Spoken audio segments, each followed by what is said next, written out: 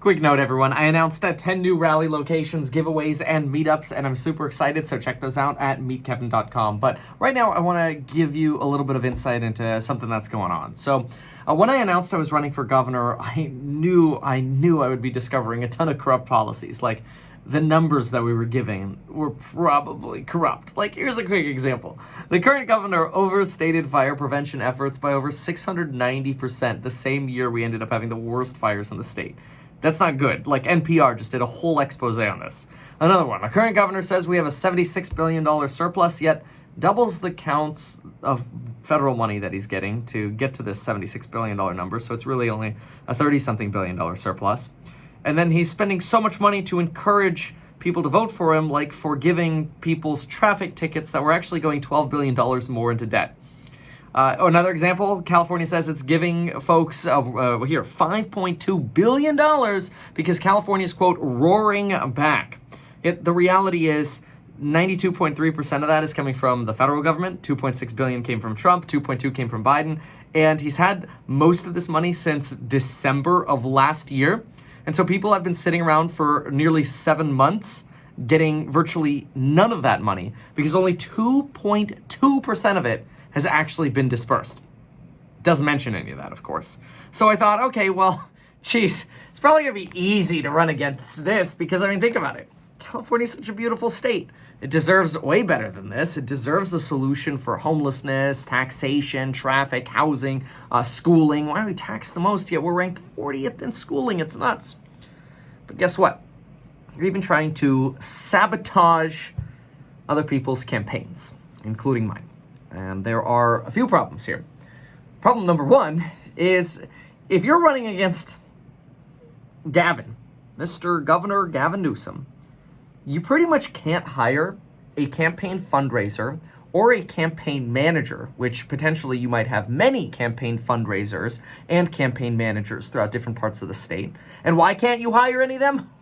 Because essentially anybody who wants to work for somebody else's campaign in this recall election is getting blacklisted because the governor is trying to call this recall election a sham, even though over 1.4 million Californians signed a petition to say, no, we want the recall to go through.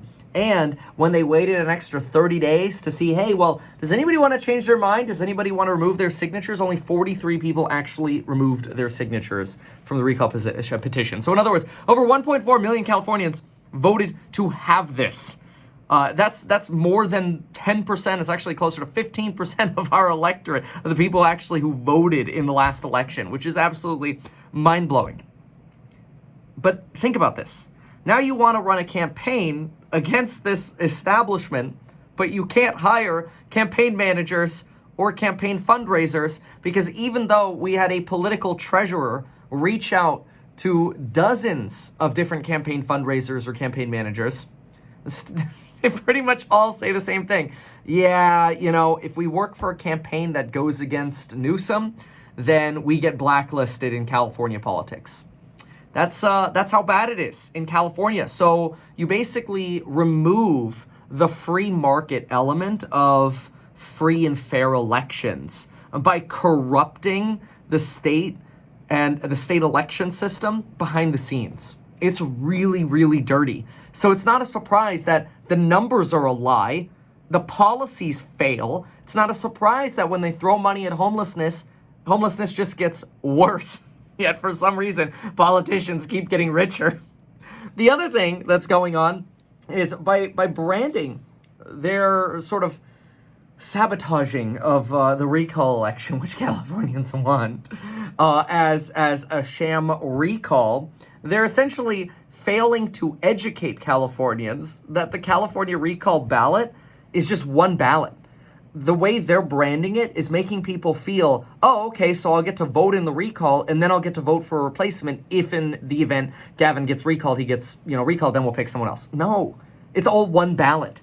So you literally have to come prepared to vote in that recall election with your backup option in the event Gavin Newsom gets recalled. So you got to be prepared for that, like ASAP.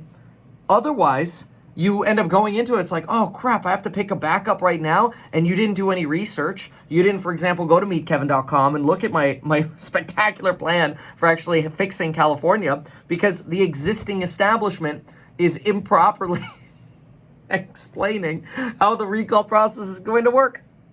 Or just blatantly letting people's suspicions run, and then not providing actual education in terms of how a recall election is supposed to work. That's bad. The other thing is screwing around with the election date. Guess who has the power to set the election date? The lieutenant governor, which is part of Gavin Newsom's party. So basically, when we hold a rally or we're fundraising, people are like, okay, cool, so when do I go vote for you, Kevin? Like, I don't know. We're waiting on the person who's getting voted out and his buddy to basically decide when the election date is going to be. My gosh. You can't make this stuff up. And so, folks, it definitely feels very shady and wrong. But the good news, in some sense, it's kind of no surprise. But the good news is I'm not going to give up. I won't give up at all. Because I'm not leaving until I try my best. But I need your help. Spread the word. Retweet me on Twitter @RealMeetKevin. Follow me on Instagram @MeetKevin. Subscribe to the channel. Donate by going to meetkevin.com/donate. And support the big change. Oh, and we've got a slogan. Out with the old, in with the bold. Let me know what you think about that one. All right, thanks, folks. Bye.